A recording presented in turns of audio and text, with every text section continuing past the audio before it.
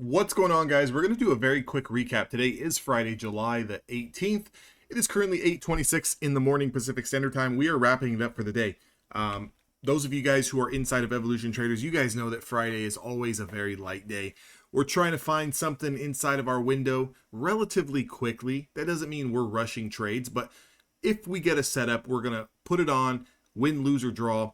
We're going to, tend to walk away. I like to put on, maybe 2-3 trades max on Fridays, because I don't like a lot of mental stress if I do lose and let's say, for example, God forbid, I go on tilt or I take a big loss and then I have 2 days to just sit there and think about that.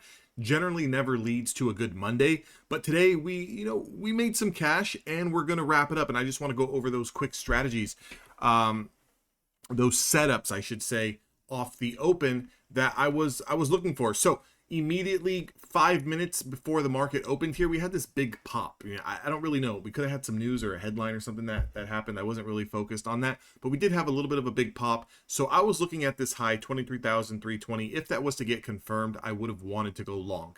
That did not happen. We started to pull back. Now, we pulled right back into this 20 SMA. Okay, that's the white line on the screen. We pulled right into the 20 SMA. It did close below. So at this point in time, I was looking for that 20 SMA short. Now, it didn't happen on the following candle, but instead started to bounce. So what I started to think here is, okay, is there a way that I can play price action and try to scalp this momentum? Because at this point in time, now I'm getting more into, let me get away from some of the cookie cutter setups and let's see if I can read this price action. Again, I would recommend probably for a little bit more experienced traders who know how to handle risk and position sizing a little bit better. But I started to look at this as a 3-candle pullback. So 1, 2, 3 candle pullback into support, and then we started to pop. Now, what I wanted to see here is this candle that on the third candle that pulled into the 20 SMA, the high price was sitting at 23,280. Okay. So if this was going to be a legit 3-candle pullback and maybe a push up to kind of take out these highs, it's going to need to take out 23,280. The following candle does, and it goes to 23,296. So my intentions were to scalp the momentum off the 3-candle pullback and get in over 23,280, 23,280.75, so closer to 81, and see if I can scalp 5 points. See if I'm feeling the read of the price action. Luckily, I was able to get the 5 points, and then it quickly came back down and closed below the 20 SMA. So when it closed below the 20 SMA the second time, now I'm starting to think, okay, the buyers had perfect opportunity to trap those shorts. They had a perfect opportunity to bounce and run highs. They did not. They have now failed. So now my bias is leaning 80-90% to the short side. And what I'm looking for here is this to get confirmed. I am looking for this 20 SMA trade to get confirmed. So here's my reason why candle. It was 40 points. I clearly have an easier out here. Any closure below the 20 SMA. So now I need to wait for a following candle to confirm the low wick.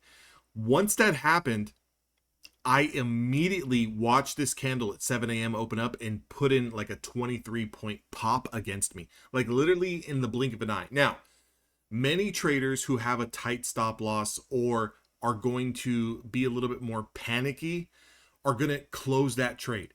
And if you would have done that, you would have clearly missed out on a big opportunity here to the downside.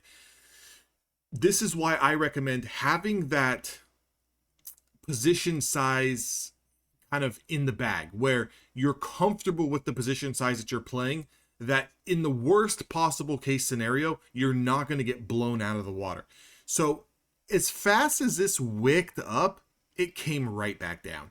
And as soon as it started to come right back down, I felt a little bit more confident. Now I got a full reason why candle stoppage here. I can use this as a max pain. Anything above 23,294 on a closure, it invalidates my idea to go short, and I would have to take the loss. Would it be a little bit more of a bigger loss than I normally like to take? Sure, but you got to roll with the tide sometimes. So whatever the case is, top of the hour, put in that big spike. Again, probably 30 seconds of panic where it's like, oh shit, I might be taking a bigger loss than I expected. And then as soon as that thought kind of came into the head, it slowly left because we closed back down below the 20 SMA, and then it really started to juice up here. And I was able to take about 15 points off of this. So now we're in the green, total positive 20 points. But again, just keep in mind, it doesn't always have to do that. You'll see sometimes where you do get wicked in, and then for whatever reason the candle decides to go the other way and it never does come back. You just have to live with that loss if it does happen. Luckily in this case we were able to take the win. And then I threw this trade idea out here. I just posted a picture of this bear flag right here when this red candle was printing. So you can see here, we put in this low, we started to bounce, 1, 2, 3, 4 candles started to bounce, and then it started to close back down towards the bottom of this bear flag. So once we broke through, took another 5 points there, and now I'm out. So currently where we stand, 8:32 in the morning AM Pacific Standard Time, we're starting to reclaim this 20 SMA. There could very well be an opportunity here to get in on a nice bounce back into 23,254, but I'm done. There's no reason to really kind of continue to push and try to thread the needle and squeeze more water out of the rock.